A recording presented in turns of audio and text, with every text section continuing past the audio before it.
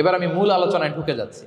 আল্লাহ বলেন ফালানুহিয়ান্নাহু হায়াতান তাইয়্যিবা, ইসলামের গাইডলাইন মেনে চললে আমি তোমাদেরকে হায়াতে তাইয়্যিবা দিব। এই শব্দটা আপনারা প্রায় শুনেছেন না? আমরা বলি না যে আমার জন্য দোয়া করবেন আল্লাহ যেন আমাকে হায়াতে তাইয়্যিবা দেয়, বলি কিনা? অনেক মাশায়েখদের কাছে দোয়া চাইলে দেখবেন যে ওনারা বলে যে আল্লাহ তোমাকে হায়াতে তাইয়্যিবা নসিব করুন, বলে না? এটা কি বলে? সুখী সমৃদ্ধ জীবন। আল্লাহ তাআলা আমাদের সবাইকে হায়াতে তাইয়্যিবা নসিব করুন, আমিন। তো কি করে আমরা এই হায়াতে তাইয়্যিবা পেতে পারি? কার্যকর উপাদানগুলোর মধ্যে প্রথম যে উপাদানটা আমি শেয়ার করতে চাই বা ফ্যাক্টরটা শেয়ার করতে চাই সেটা হচ্ছে লাইফকে কখনো জটিল করবেন না। Make it simple, you will be happy. লাইফকে কি করবেন না? জটিল। অনেকে দেখবেন যে সহজ রাস্তাটা চিনে না, খালি পেঁচায়, খালি জটিল করে। ওমা জাআলা আলাইকুম ফিদ-দীনি মিন হারাজ, আল্লাহ দিনের মধ্যে কোনো কাঠিন্যতা রাখেনি, জটিলতা রাখেনি, সহজ। দিন পালন কঠিন না সহজ? বলেন তো, সবাই বলবেন কঠিন না সহজ? দাঁড়িয়ে নামাজ পড়া ফরজ, কিন্তু দাঁড়াতে পারেন না। বসে পড়লে কবুল করবে কে? বসতেও পারেন না। শুয়ে পড়লে কবুল করবে কে? শুতেও পারেন না, ইশারায় পড়বেন, কবুল করবে কে? অজু করে নামাজ পড়া ফরজ, পানি নাই, তায়াম্মুম করে নামাজ পড়লে কবুল করবে কে? তাহলে ইসলাম কি কঠিন না সহজ? Make your life simple, you'll be happy. প্রথম সিক্রেট শেয়ার করলাম, লাইফটাকে জটিল বানাবেন না। অল্প কয়েকদিনের দুনিয়া, এমনি কেটে যাবে এটা। ওই দিকে যেন না ঠকি, ওইটা খেয়াল রাখবে। ওইখানে ঠকলে সব শেষ, আমও শেষ, সালাও শেষ। ওইখানে যেন ঠকে না যায়, এটা খেয়াল রাখতে হবে। তাহলে প্রথম ফ্যাক্টর হচ্ছে সুখী সমৃদ্ধ জীবনের, will make our life simple. Simplicity is the key to happiness. আপনি লাইফটাকে সিম্পল করবেন, আপনি হ্যাপি হবেন। রাসূল সাল্লাল্লাহু আলাইহি ওয়াসাল্লামের জীবনের দিকে যদি তাকান, দেখবেন তিনি তাই করেছেন। সুবহানাল্লাহ। সহিহ মুসলিমের একটা হাদিস শোনাই আপনাদেরকে। আম্মা জান আয়েশা রাদিয়াল্লাহু তাআলা আনহা বর্ণনা করেন। তিনি বলেন, যাতা ইয়াউমিন জাআ রাসূলুল্লাহ সাল্লাল্লাহু আলাইহি ওয়াসাল্লাম, একদিন সকালবেলা রাসূল সাল্লাল্লাহু আলাইহি ওয়াসাল্লাম আমার বাসায় আসলেন। এসে বললেন, ইয়া আয়েশা, হে আয়েশা, হাল ইনদাকুম শাই। ফজর নামাজ পড়ে এসে বলতেছে, আয়েশা ব্রেকফাস্ট করার মতো ঘরে কিছু আছে? খাওয়ার মতো কি কিছু আছে? আম্মা জান আয়েশা বলেন, ক্বালাত মা ইনদানা শাই, ঘরে কিছু নাই ইয়া রাসূলুল্লাহ, কিছুই নাই খাওয়ার মতো। রাসূল সাল্লাল্লাহু আলাইহি ওয়াসাল্লাম বললেন, ফা ইন্নী সাইম, ঠিক আছে, কিছু যখন নাই তাহলে আমি রোজার নিয়ত করে ফেললাম। কিসের নিয়ত? রোজার নিয়ত করে ফেললাম। কঠিন না সহজ? হ্যাঁ, what an easy going personality you see. এর চেয়ে সহজ সরল আর পলিসি হইতে পারে? আয়েশা, ফজর নামাজ পড়ে আসছি, ব্রেকফাস্ট করার মতো কিছু আছে ঘরে? ইয়া রাসূলুল্লাহ, কিছু নাই। নাই, ঠিক আছে, আম ফাস্টিং, যাও আমি রোজা রাখলাম, রোজার নিয়ত করলাম। কত ইজি গোয়িং, কত সিম্পল বানিয়েছেন লাইফটা। আচ্ছা, আমরা হলে কি করতাম? একটু মিলাই নিজের সাথে। সাধারণত আমরা যেটা করতাম, আমরা অনেকে রেগে যেতাম। প্রিয় ভাইয়েরা, ঘরে কিছু নাই মানে তুমি আগে জানাবা না আমাকে? হ্যাঁ, গত রাতে বললে তো কিছু নিয়ে আসতে পারতাম। সাধারণত এইভাবেই তো রিয়েক্ট করি আমরা, কি বলেন, ঠিক কিনা? আগে জানাবা না, কেন আগে বলো নাই? রেগে যেতাম। অথবা বলতাম, আচ্ছা ঠিক আছে, এখন যে একটা কিছু ব্যবস্থা করি, দেখি কিছু পাওয়া যায় কিনা। এরকম অনেক ওয়ে খুঁজতাম।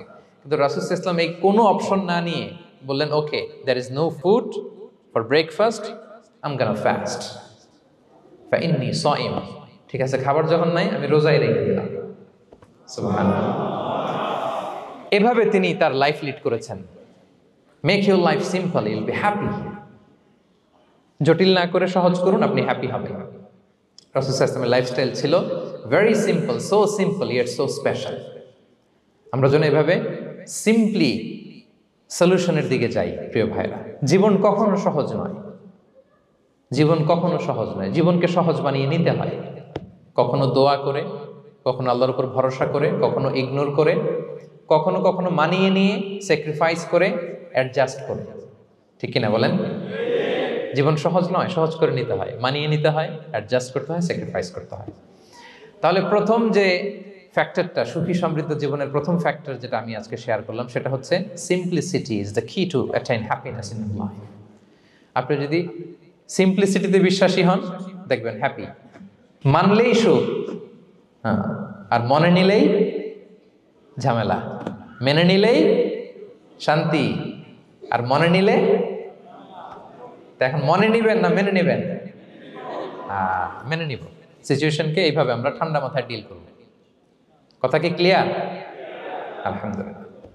2 নাম্বার, সুখী সমৃদ্ধ লাইফের আরেকটা হ্যাকস হচ্ছে টু ফরগিভ আদার্স, অন্যকে ক্ষমা করা। If you forgive others you will be happy. ক্ষমা করলে আপনি সুখী হবেন। অনেকে আছে ক্ষমা করতে চায় না, কঠিন হৃদয়, পাথরের মতো শক্ত হৃদয়, মাফ করতে চায় না কাউকে। উনি আবার মুনাজাতে বসলে আল্লাহ আল্লাহ আমারে মাফ করো, আল্লাহ আমারে ক্ষমা করো, কাঁদতে কাঁদতে বুক ভাসায়। উনি ক্ষমা চায় মাগার উনি কাউরে ক্ষমা করে না। এরকম ডাকাত আছে না নাই? চিন্তা করছেন? উনি ক্ষমা চায় আল্লাহর কাছে, কিন্তু উনি ক্ষমা করে না। প্রিয় ভাইরা, ক্ষমা করুন। যে ক্ষমা করে সে ক্ষমা পায়।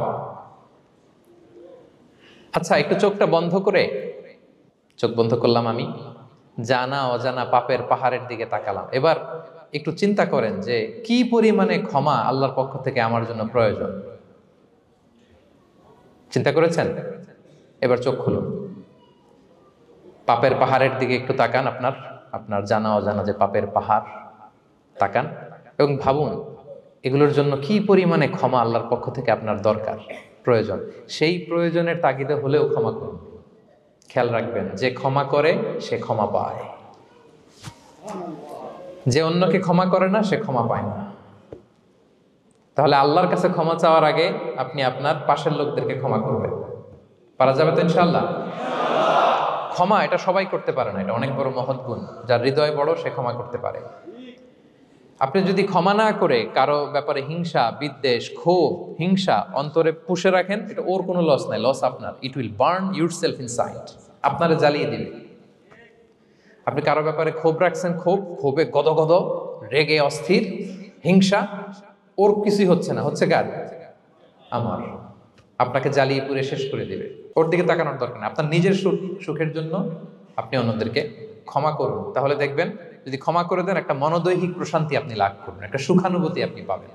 ক্ষমা করে দেন, রাগ, ক্ষোভ, হিংসাকে না বলুন, মনটাকে নির্ভার রাখুন, ইউল বি হ্যাপি। কথা বুঝতে পেরেছেন?